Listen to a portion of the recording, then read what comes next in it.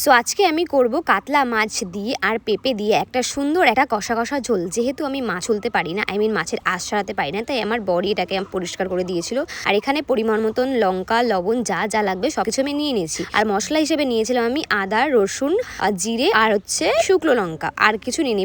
পেঁয়াজটা একদমই আমি এখানে দিইনি। তো প্রথমে এখানে মাছগুলোকে আমি সুন্দর করে ছাকা তেলে ভেজে নিয়েছিলাম। তারপরে যখন মাছগুলি ভাজা কমপ্লিট হয়ে যায়, তার মধ্যে আমি একটু জিরে ফোড়ন দিয়ে তার মধ্যে পেঁপেগুলো আর আলুগুলোকে সুন্দর করে দিয়ে দিয়েছিলাম। এবার এগুলোকে সুন্দর করে আমার ভেজে নিতে হবে। আর এই যে মাছগুলো এখানে ভাজা আমি রেখে দিয়েছিলাম, তার মধ্যে পরিমাণ মতন লবণ আর পরিমাণ মতন সুন্দর করে হলুদ দিয়ে এটাকে সুন্দর করে আমি কষিয়ে নেব। তার মধ্যে আমি এখানে এদিকে খেয়ে নিচ্ছিলাম একটু ফ্যান গায়ের শক্তি বাড়ানোর জন্য। তারপর এর মধ্যে বেটে থাকা মশলাটা সুন্দর করে দিয়ে আবার পরিমাণ মতন লবণ, পরিমাণ মতন আবারও হলুদ দিয়ে এটাকে আমি সুন্দর করে কষাবো অন্তত 5-7 মিনিট ধরে স্লো ফ্লেমে, একদম স্লো ফ্লেমে, যাতে সুন্দর করে এটাকে কষানো হয়। আর এটা দেখতে কিন্তু খুবই সুন্দর লাগছে। তারপরে যখন এটা কষানো হয়ে গেছিল, তার মধ্যে আমি দিয়ে দিয়েছিলাম জলটা দেওয়ার পরে জলটা যখনই উতরে এসে গেছিল, তার মধ্যে আমি দিয়ে দিয়েছিলাম পরিমাণ মতন মাছ, সব মাছগুলো। তোমরা গুনে বলো তো এখানে কত পিস মাছ রয়েছে।